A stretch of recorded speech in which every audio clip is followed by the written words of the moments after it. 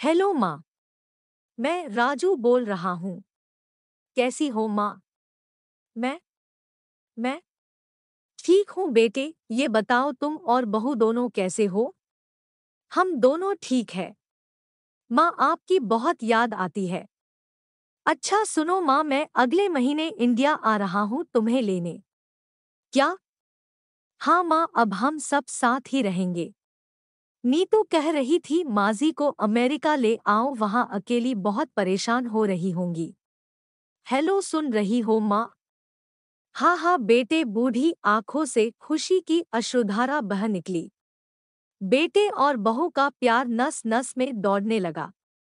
जीवन के 70 साल गुजार चुकी सावित्री ने जल्दी से अपने पल्लू से आंसू पोंछे और बेटे से बात करने लगी। पूरे 2 साल बाद बेटा घर आ रहा था। बूढ़ी सावित्री ने मोहल्ले भर में दौड़ दौड़ कर ये खबर सबको सुना दी। सभी खुश थे कि चलो बुढ़ापा चैन से बेटे और बहू के साथ गुजर जाएगा। राजू अकेला आया था।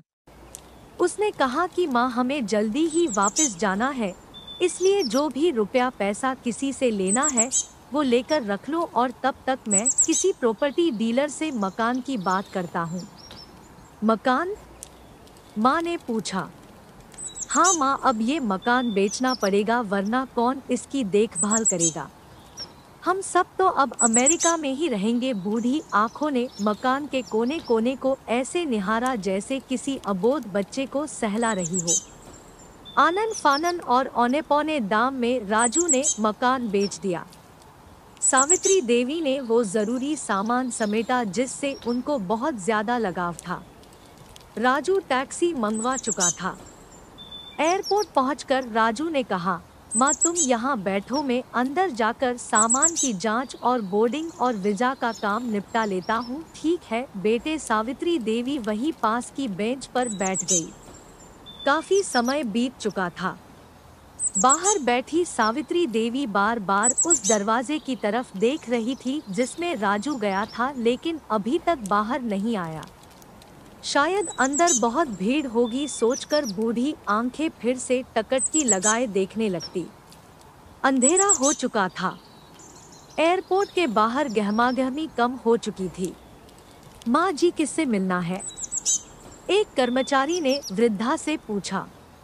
मेरा बेटा अंदर गया था टिकट लेने। वो मुझे अमेरिका लेकर जा रहा है, सावित्री देवी ने घबराकर कहा। लेकिन अंदर तो कोई पैसेंजर नहीं है। अमेरिका जाने वाली फ्लाइट तो दोपहर में ही चली गई। क्या नाम था आपके बेटे का? कर्मचारी ने सवाल किया। राजू। सावित्री के चेहरे पे चिंता की लकीरें उभर आई। कर्मचारी अंदर गया और कुछ देर बाद बाहर आकर बोला, माँ जी, आपका बेटा राजू तो अमेरिका जाने वाली फ्लाइट से कब का जा चुका। क्या? वृद्धा की आंखों से आंसुओं का सैलाब फूट पड़ा। बूढ़ी माँ का रोम रोम कांप उठा। किसी तरह वापस घर पहुंची जो अब बिक चुका था। रात में घर के बाहर चबूतरे पर ही सो गई। सुबह हुई तो दयालु मकान मालिक ने एक कमरा रहने को दे दिया। पति की पेंशन से घर का किराया और खाने का काम चलने लगा।